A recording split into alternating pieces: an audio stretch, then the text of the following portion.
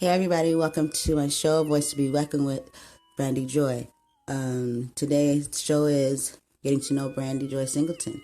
I chose this show because I wanted to connect with my guests and my listeners more. I asked so much of you all to share with me and to tell me your story and all that and how you can help and I just wanted to make sure that I was connecting too, so that when I'm in your cars and in your rooms and at your table or your lunch, you can feel like you know more about me and what I stand for and where I'm coming from when I do my shows. So I hope that this enlightens you and you learn a lot. So let's go.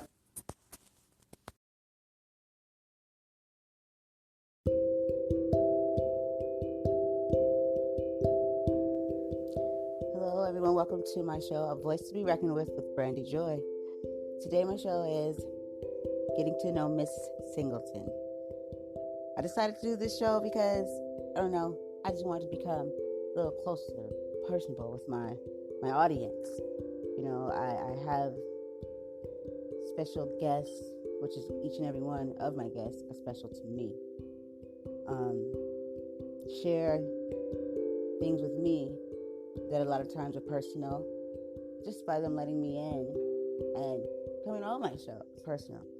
And I just want my audience and them to know more of me. So when you listen to me, it's like you connect more and you know who you're listening to. So here I am. I was born right here in San Diego, California. I was born the day after Christmas, December 26, 1978. I have a big sister, and I have two great parents. They've passed away, and I am here, hoping. Well, I would say, am being the daughter today that they would be proud of.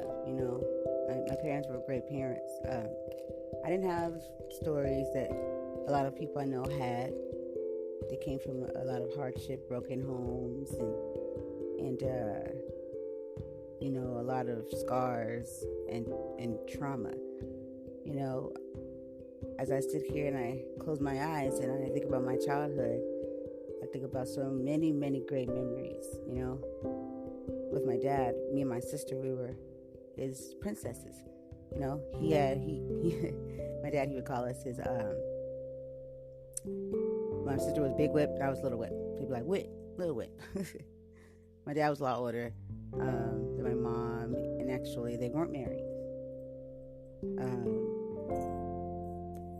Actually, he was not my biological father, but he was all I knew since the day I was born.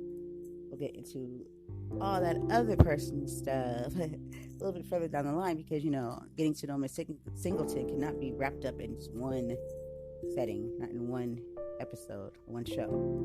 Nah. It's many colors, many sides, many ventures, much change, and many lessons, and great amounts of gratitude. So I thought today I'd just start off just letting you guys know, enough of me to say, okay, I connect. We have things in common, or you might have questions, or you might, just be a lot more interested in listening and know why I do what I do.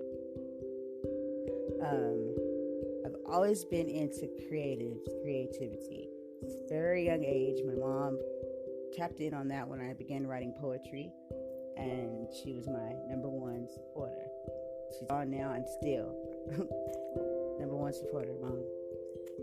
She taught me much, but she always was really adamant about, Brandy, be careful, because people, will try to steal your stuff. And basically what she was saying was, don't just be all nilly-willy with your poetry and just putting it out there, And I was like, okay.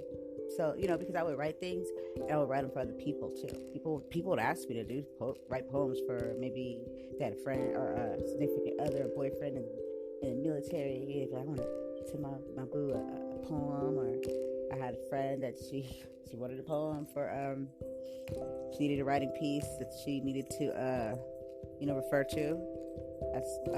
She was going to college, much older lady, and she told me how much feedback, how great, and how much they loved the poem I wrote her. And that was for her, but I always remember, what my mom said, and I tell her, like, Mom, but those poems, that's fine, because those aren't for me or of me or about pertaining strictly around the person that asked me to write it. But I didn't do it too much, but I did, but also a few times I had published, or I had sent some of my work in, and it was chosen. It won a contest once. I had a poem called Tomorrow, and then when I was going to the lovely Patrick Henry High School, my poem, A Natural Woman, was added into the school. We had a school newsletter, so those things were like pretty cool, and countless amounts of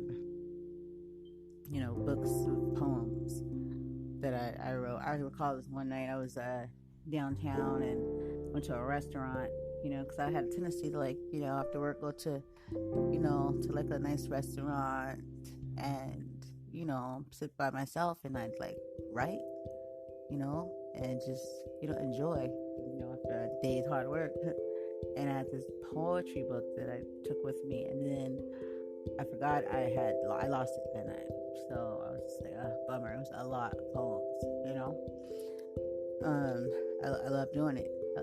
I would write monologues, short plays, and just writing in general is just fun for me. My mom was very talented herself. She made some bomb freaking clothes. My mom was so freaking good. She would do cute things maybe every summer. I had this one outfit in my head because I like colors. I like bright colors. Pink's my favorite. Red's my favorite. So it was kind of it was tie-dye, and it was a t-shirt, sleeveless t-shirt with the little short set. Really cute. And I loved. It had the bright pink, red, yellow, turquoise. And I wore that summer, and people were like, where did you get that from? My mommy made it. She does exactly what people do that make the clothes we wear, and she was good at it. She didn't take no classes. She had a sewing machine, and she forever was making things. But the cute thing about it is she would make matching clothes for my dolls. Mini little clothes for my dolls, my Barbies, all that stuff. Now, not for my sister, because my sister didn't play with dolls. My sister was more of a tomboy side. My sister was way into sports and stuff. Soccer, ROTC, track, and she would always take me with her. She went to San Diego High, so she always took me with her to practice and all that stuff. And, my sister, was the true example of a big sister, took me with her where she went, and I love her dearly. So my mom, she was really, really talented with that. And so I would write, I would be like, dang, Mom, you're good. And even as I got older, I'm going to track back to this one memory. So I went to I think it was my first dance. I was at Patrick Henry, and it was the winter formal. So we decided, because we went to a lot of places. I don't know if you guys remember Charlotte Russe, Rave, all kind of places. And then we decided, okay, I like so many different things, but still couldn't narrow down. She went, and we went to the fabric store, and she got a velvety emerald, green material, and then she plushed it out. You guys, I gotta find that picture with the trim on the top. It was half cut on the shoulders with this little tiny strap. She had to do all that, and then it had the gold trimmings right around the chest part. It's a half shirt kind of, but the rest was dress. It would have slit all the way down. A slit, but it was long. The dress was long, over my knees. Covered my knees, just right about thereabouts, and then it had a nice little slit. She had the satin inside too, the lining and everything, and you would have swore up and down that we purchased it. My mom was bad when it came to the sewing game, and I would think of ways and stuff. I was like, Mom, man, if you only because she didn't want to sell or do any of that stuff. She did it for the pure love and fun, and she would make things for people. And I would sit at home sometimes, and I would write up business her business, for her to do like business stuff, like if she had a store and this and that, and how much of this. I just love the art of writing. And I thought that was like so cool. And she could knit her butt off. To this day, I have a few of her items that she knit me with scarves, and they were beautiful. And I still have some. She was amazing, but for no profit. It's crazy because every time she would go to this called Yardage Town in National City, and man, I tell you, when we used to go there, I'd be like, oh man, fabric store, because she was, they have the seating area where you get the books, you sit down, and you kick it. And you look, and she would kick it. She'd be there because she was into this. This is what she did. She loved this. This was her hobby, and I didn't like going there. It was so boring, because she took a long time, like hours of change, and hit up the whole store and walk around it. So that was my memory of that. But as now that I'm older and stuff, I have my talents too. Like I said, the writing and all that stuff. I loved entertainment. I always wanted to act. I was in a few plays in high school. I did one in Patrick Henry, where I ended up meeting one of my not my first best friend. I had a best friend when I was younger. Her name was Samantha Austin. If you're out there, we reconnected like maybe some years ago over Facebook. I haven't seen her, but let me tell you, that was my dear childhood. I loved her so much. Remember the day she left, she said, my dad's moving me on out, and I cried because we would just go outside, we'd take our stuff and go either in front of her house or my house, put all our Barbie stuff like right on the sidewalk. We had all these cool Barbie things. But yeah, anyways, yeah, that's a whole nother part of Brandy. But in high school, that's when I went to Patrick Henry, and when I was in the drama class, I met my friend, one of my best friends, Shalonda, and yeah, it was pretty cool. Because she had said to me, she's like, I didn't know you were so, we ended up having to talk. I don't know if it was an assignment or something. And she told me, she's like, hey, I first met you, she said, I thought you were mean because you had this look on your face. I'm not mean. I just have a serious look. Then you get to talk to me, like, bubbly, and just really like, hey, and all that stuff. And I was like, oh no. And my mom used to tell me, she's like, Brandy, why you guys look like that? She's like, people probably think you're mean or something. I'm like, why do you keep saying this? I'm like, such a happy-go-lucky, where I'm happy person, And to make that long story short, I start to pay attention sometimes to my photos that I take, and I thought it's because I don't really do photos too often, because I don't feel like getting a good look angle. I'm very critical when it comes to it, and so that's why I'm not really smiling, and I just tend to just take these. As long as it come out cute and attractive, I'm straight. But I had a guest tell me that he's like, girl, he's like, you want people to want to come onto your page and go to your site and listen. It's like, you look like you saying, what do you want?